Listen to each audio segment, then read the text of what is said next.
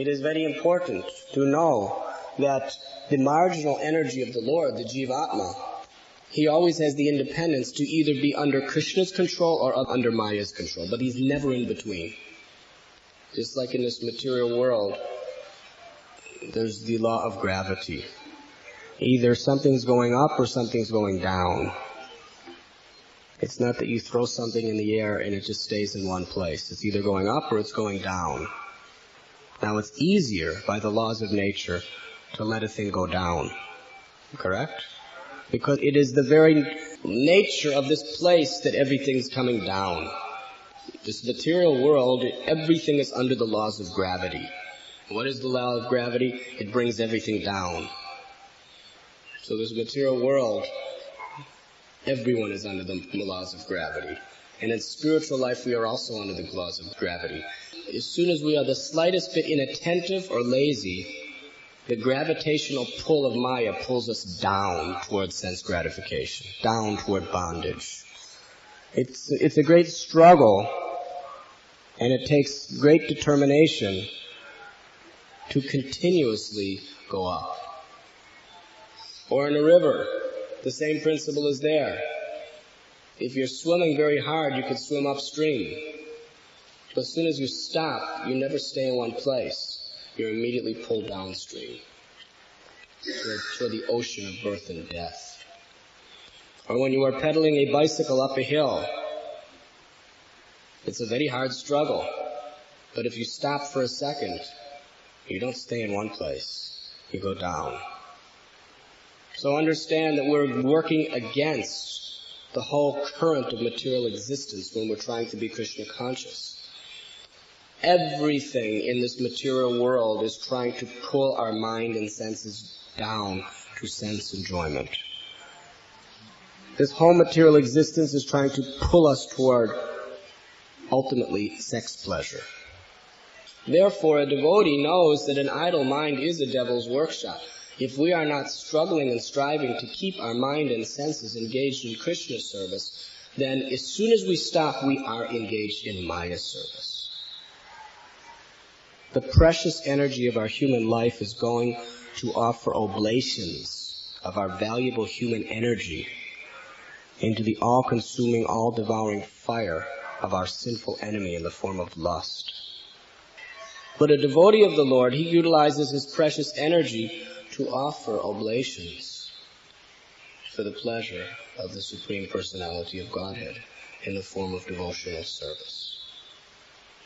Therefore, there are 9 processes of devotional service, and one must be very careful to always be keeping his mind and senses engaged in one of these 9 processes. The Padma Purana describes, Sarvopadiva nirmuktam tatparatvena nirmalam hrishikena hrishikesa sevanam bhaktir uchyate. That by engaging the mind and senses in the service of the Lord of the senses, one becomes purified.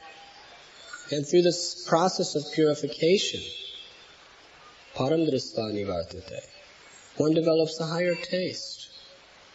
One's natural inclination to love Krishna is awakened. And then, in that state of always being engaged in Krishna service, then the service of the senses becomes a disgusting consideration. As Srila Jamunacharya has prayed, that at one time he describes he was a king, and he was very fond of sexual life.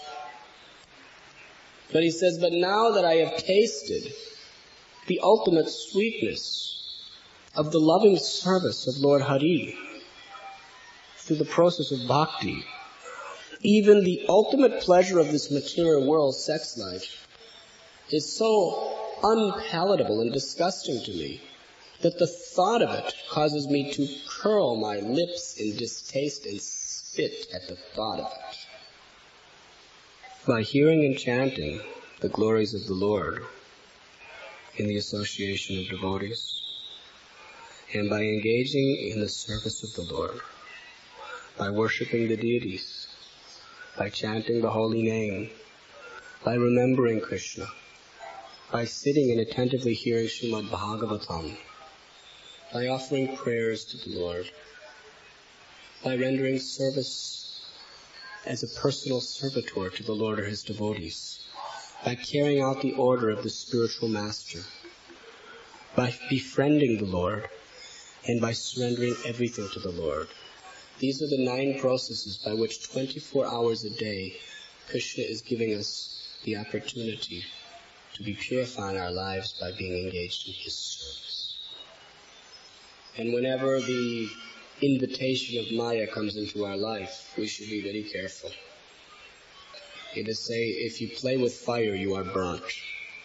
Lust is compared to fire. If you play with fire, you will get burnt. Therefore, we should always be engaged in playing with Krishna by serving his devotees.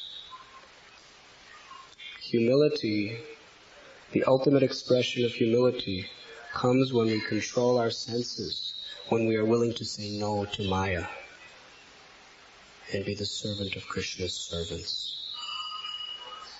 Prabhupada says the difference between a Goswami and a Godas, a servant of the senses and a master of the senses, is not that the impulses are not there, but the power to say no, the desire, the determination to say no.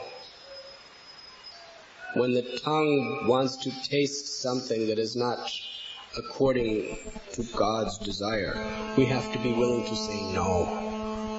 When the ears want to hear something that is not conducive to Krishna consciousness, we must be willing and determined to say no.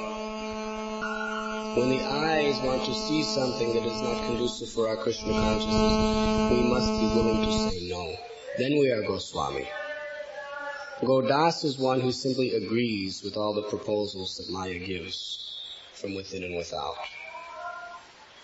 So therefore, we must become tolerant, and we must become very enthusiastic at all times to work very hard.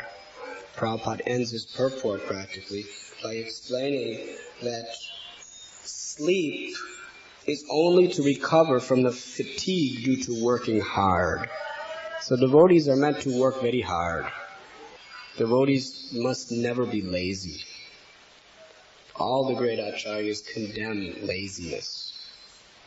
When we are lazy, we are simply opening the doors for Maya to just rush into our mind and take complete control.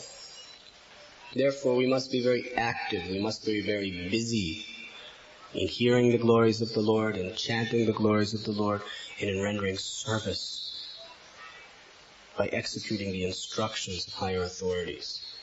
In this way, if we are working very hard, then we sleep simply to recover from that fatigue, and then we get up and we work hard.